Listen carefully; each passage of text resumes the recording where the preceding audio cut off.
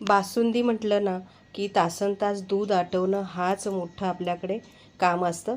बरं तुम्हाला वेळ नाही किंवा आपल्याला झटपट बनवायची आहे, पण बासुंदी जशी पारंपरिक बासुंदीची चव लागते, तोच रंग आहे, तेच घट्टपणा, पण झटपट करायचा आहे.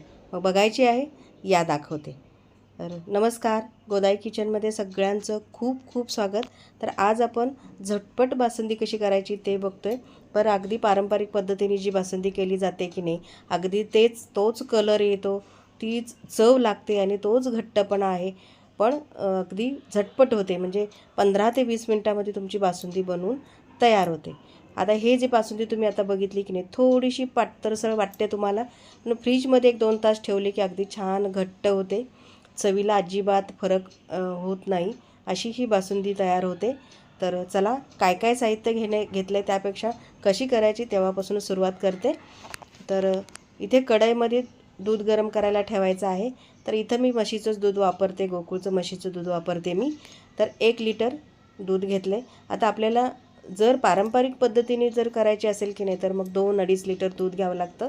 तेव्हा कुठे तुम्हाला एक अर्धा पाऊण लिटर बासुंदी तयार होते. पण आपल्याला 1 लिटरमध्ये फार फार तर एक 100-1 ग्राम तुमचं 100 मिली कमी होतं. अजिबात दूध कमी होत नाही, पण दाटसर घट्टसरपणा येतो. तर 1 लिटर दूध घेतलं. ओतल्यानंतर दुसरं अजिबात काहीही काम करायचं नाही. गॅस मोठा ठेवायचा आणि मोठ्या गॅसवर असं ढवळत आधी दुधाला उकळी काढून घ्यायची आहे. कारण गॅस कमी करून जर तुम्ही दुधाला तापत ठेवलं तर त्याची साय तयार होते. आपल्याला ती साय येऊ द्यायची नाही, पण तरीसुद्धा दूध छान उकळलं पाहिजे. तर इथे ही महत्त्वाची टीप आहे. सगळ्यात पहिलं तर तुम्ही भांडं अगदी जाड बुडाचं घ्या, पातळ बुडाचं भांडं घेऊ नका. अगदी कढई जरी असेल तर एकदम जाड अशी घ्या. आणि आता याला एक उकळी आणू द्यायची. त्यासाठी सतत ढवळत राहायचं. 5 मिनटामध्ये पटकन 1 लिटर दुधाला उकळी येऊन राहते. अजिबात जास्त वेळ लागत नाही. तरीसुद्धा अजिबात दुसरं काही काम करायचं नाही, फक्त आधी याला उकळून घ्यायचं आहे. दूध उकळतं आहे, उकळून झालं की गॅस कमी करायचा. आता इथे मी सुकामेवा घेतला आहे, काजू, बदाम, पिस्ता आणि चारोळे आहे. तुमच्याकडे जे असेल ते घ्या. बरं, नाही वापरलं तरीही चालणार आहे, तितकीच मस्त अशी बासुंदी तयार होते. पण आता हे बासुंदीबरोबर खायला छान लागतं म्हणून मी एवढं घेतलेलं आहे. तुम्हाला नसेल घ्यायचं, नाही आवडत, नाही घेतलं तरी चालेल. आता दुसरी आपल्याला एक हे करून ठेवायची आहे. तर ते म्हणजे एक अर्धी वाटी दूध थंड घेतलेलं आहे, एकदम थंड दूध, गरम अजिबात घेऊ नका. आणि त्यामध्ये 1 चमचा भरून कॉर्नफ्लोअर घातले. छान गुठळ्या मोडून घ्यायच्या आहेत. गरम दूध घेतलं तर गाठी लवकर मोडल्या जाणार नाहीत, पटकन त्याची घट्ट गाठ तयार होईल. तेव्हा थंड, अगदी एकदम थंड फ्रीजमधलं घेतलं तरीही चालेल. तर असं दूध घेऊन आपण कॉर्नफ्लोअर मिक्स करून बाजूला ठेवून द्यायचं. आता दुसरी तयारी म्हणजे दुधाचा आपल्याला बासुंदीचा जो कलर येतो की नाही, पारंपरिक जो कलर येतो, त्याच्यासाठी इथे आपल्याला साखर कॅरमल करून घ्यायची आहे. तर एक 2 ते 3 चमचे मी साखर घेतले. तुमच्या गोडीनुसार कमी जास्त करा, किंवा तुम्ही नंतर गोड बघून वरून वापरली तरीही चालेल. फक्त इथे 2 चमचे मी साखर घेतले, मी तेवढीच वापरणार आहे. आणि याला मंद गॅसवर पातळ व्हायला ठेवायची. आता याच्यामध्ये आतमध्ये बघा साखर आहे. याच्यापेक्षा पुढे जाऊ नका, साखर विरघळत नाही म्हणून परत सारखं सारखं ढवळून याचा रंग एकदम गडद करू नका. हा रंग जो आहे की नाही, हा मध असतो की नाही, तसा हा रंग आहे. तर एवढाच होऊ द्यायचा आहे, जास्त आपल्याला मिक्स करत राहायचं नाही. याच्यामध्ये खाली साखर आहे, हरकत नाही, आपण दुधामध्ये ओतलं की ती साखर विरघळणार आहे. आता दुधाला उकळी आल्यानंतर गॅस कमी केला होता.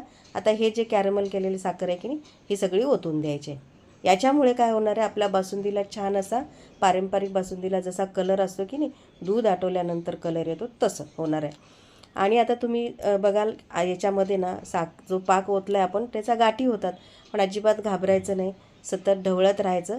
त्या गाठी, जे पाकाचं साखरेचा पाक असतो, ते आपोआप विरघळणार आहे. अजिबात तुम्हाला त्याचा त्रास होणार नाही. थोडंसं वेळ द्यायचा आणि बघा, मस्त असा हा कलर आला आहे की नाही, अगदी दूध आटवल्यानंतर जसा कलर येतो की नाही, तसा कलर आलेला आहे. आता यामध्ये घालायचं आहे कॉर्नफ्लोअर करून ठेवलं होतं की नाही मिक्स, ते घालायचं आहे. आणि ते ओतून झाल्यानंतर छान ढवळून घ्यायचं. आणि 5 मिनिट तरी आपल्याला हे दूध पुन्हा उकळू द्यायचं आहे. कारण आपण कॉर्नफ्लोअर घातलं आहे, ते थोडंसं कच्चं आहे आणि दूधही थंड होतं, तर परत एकदा उकळून घ्यायचं आहे आपल्याला. अगदी गॅस मंद, ही सगळी प्रोसेस मंद गॅसवरच करायची. एकदा का दूध तुम्ही मोठ्या गॅसवर उकळून ठेवलं की मंद गॅसवर हे सगळं करून घ्यायचं आहे. थोडीशी फसफसून उकळी आली की मग नंतर बाकीचं साहित्य घालायचं आहे. हे बघा लगेच दाटसरपणा येतो. हीच महत्त्वाची टीप आहे.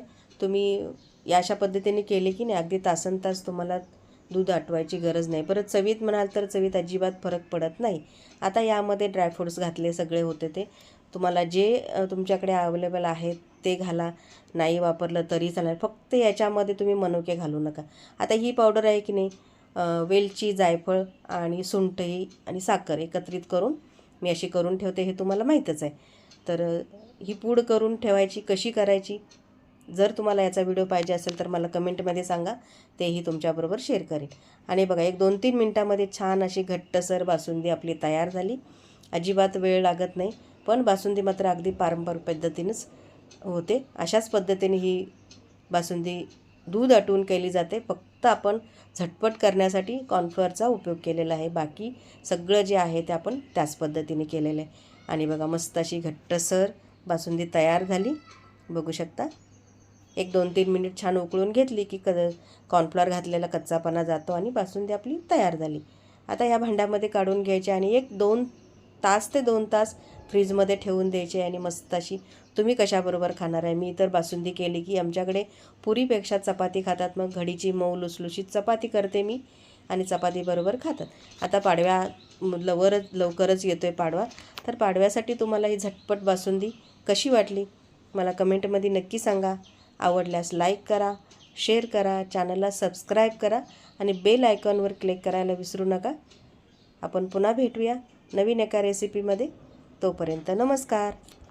आणि अगदी छान अशी मस्त बासुंदी तयार होते. अजिबात वेळ लागत नाही, झटपट होणारी आहे. 15 ते 20 मिनटामध्ये बासुंदी तयार होते. तर या पाडव्याला तुम्ही ही नक्की अशी बासुंदी बनवून बघा. याच्याबरोबर तुम्ही पुरी बनवा, चपाती बनवा, मस्त अशी ही बासुंदी तयार होते. चला आपण पुन्हा भेटूया.